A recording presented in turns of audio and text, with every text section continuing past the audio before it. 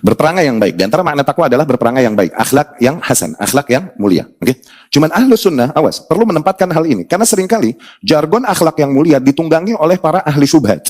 Yang memang memusuhi tauhid, memusuhi sunnah dengan jargon akhlak.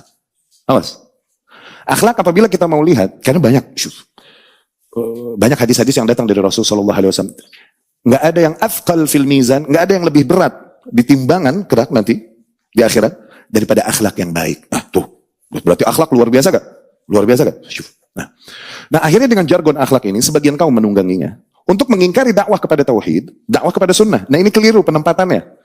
Sehingga seseorang yang mendirikan dan menegaskan tauhid, mengingkari kesyirikan, kalau perlu menyebut orang-orang yang menyuruh kepada kekufuran dan kesyirikan.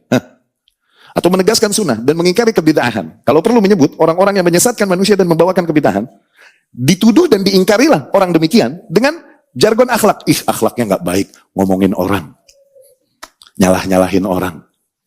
Suka dapat begituan nggak? Suka dapat syubhat itu? Suka dapat syubhat itu? Oke? Nah, makanya tempatkan dengan baik pada maknanya yang tepat sesuai semua kaidah. Tempatkan dan fahami dengan baik supaya kaidah-kaidah tersebut tidak berbenturan satu sama lain. Fahami dengan tepat. Oke? Akhlak ya akhi, patokannya adalah di dalam paling dasar memenuhi kewajiban-kewajiban kita kepada hak-hak orang lain. Memenuhi hak-hak orang lain ke atas kita. Memenuhi hak-hak individu-individu lain atas kita. Lebih utama lagi tentunya, memenuhi hak-hak Allah dan Rasulnya Sallallahu Alaihi Wasallam atas kita. Kalau dibilang hak Allah dan Rasulnya adalah kewajiban hamba. Dan kemudian memenuhi hak-hak para hamba ke atas kita. Yani kewajiban kita kepada para hamba. Ketika seseorang memenuhinya dengan baik, maka yang paling standar dibilang berakhlak baik itu dia. Karena dia memenuhi hak-hak individu lain yang berhak atas dia. Bahkan hak Allah dan Rasulnya Sallallahu Alaihi Wasallam. Di antara hak Allah adalah agar dia dijadikan satu-satunya zat yang disembah.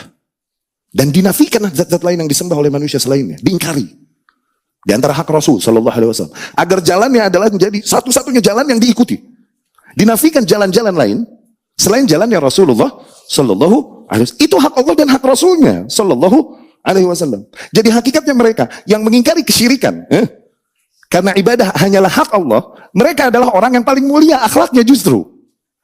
Mereka yang mengingkari kebid'ahan, tuh.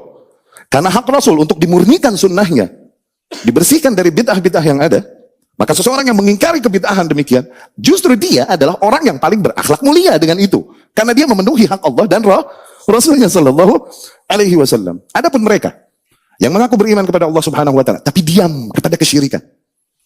Dengan jargon, aduh jangan nyalah-nyalahin orang deh. Diam dari kebid'ahan. Dengan jargon apa? Aduh udah deh bersatu, gak usah nyalah-nyalahin orang. Gak apa-apa, sunnah sama bid'ah satuin, udah syirik sama tauhid satuin, udah gado-gado, udah. Yang kayak gitu ya nih, yang akhlaknya baik, enak aja loh. Jadi menempatkan akhlak yang mulia itu demikian. Bukan maknanya dengan jargon akhlak yang mulia, akhirnya seorang muslim diam dari kesyirikan, diam dari ahli syirik, diam dari kebid'ahan dan diam dari ahli bid'ah, diam dari kemungkaran dan para ahli. Bukan itu yang diinginkan syaitan justru. Lebih jauh lagi, justru kita zalim dan tidak berakhlak baik kepada saudara kita. Ketika kita tidak memperingatkan mereka dari kesyirikan, kebid'ahan dan lain-lain. Nih, level di antara level-level hablum minan nas yang keren. Rasul bilang sallallahu alaihi wasallam, la yu'minu ahadukum hatta yuhibba li akhihi ma yuhibbu li nafsihi. Belum sempurna, belum baik keimanan salah seorang di antara kalian sehingga dia mencintai untuk saudaranya apa-apa yang dia cintai untuk dirinya. Kalau udah sampai level itu baru keren imannya. Maknanya begitu. Oke?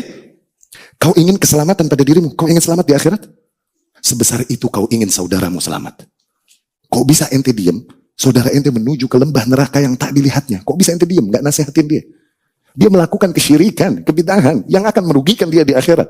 Kok bisa kita diemin dia? Kok bisa? Katanya kau menginginkan keselamatan untuknya. Tuh, justru dengan mengingkarinya, ini bentuk cinta kita. Nah, pengingkaran ahlus sunnah, ini out of love. Bukan out of hatred. No, catat. Oke? Pengingkaran ahlus sunnah di lapangan, itu out of love. Kenapa? Because we want what's best for our brothers as we want it for ourselves. Kita ingin segala hal yang terbaik untuk saudara-saudara kita sebagaimana kita inginkan hal itu untuk kita. Pengingkaran kita out of love, bukan out of hatred. Dia nggak tahu dia berjalan menuju jurang yang tak dilihatnya berangkat dari kejahilan dan kurangnya ilmunya. Dari situ kita peringatkan dia, kita nasihati. Kita amar ma'ruf nahi munkar. Itu akhlak yang mulia justru. Dengan mendiamkan saudara kita, berjalan menuju jurang kecelakaan yang ditujunya, dengan hujah, udah dia nggak usah nyalah-nyalahin orang, dia mau nyemplung lagi ke jurang, diemin, ngapain? Begitu? Itu akhlak yang baik ya nih. Lah, sufi begitu. Suka mendahulukan akhlak daripada tauhid. Syirik nggak apa-apa, udah yang penting akhlak. Kalau cium salaman, berebutan cium tangan, sampai bawah, sampai jongkok. Syirik deh, nggak apa-apa. Yang penting manis, kelihatan orang ajib, di pasar laku deh lo. Itu akan sesuai dengan selera pasar. Kalau mau pasar yang dikejar. Gampang ngejar selera pasar nih, oke. Ente berperangai baik, terus taklim isinya sirah aja, udah. Itu manusia dan jin mencintaimu. Nggak usah ingkari kesyirikan, diam. Nggak usah ingkari kebid'ahan dan syubhat, diam, udah. Itu para manusia dan jin semuanya mencintaimu, insya Allah. Semudah itu, kalau emang itu yang dikejar.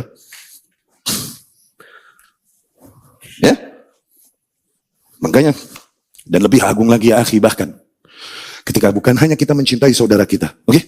Kita mendahulukan Allah dan Rasulnya Shallallahu Alaihi Wasallam daripada diri kita sendiri. Ya. Setiap individu pasti punya rasa kecintaan pada diri sendiri kan? Ini yang dibilang ego, iya gak?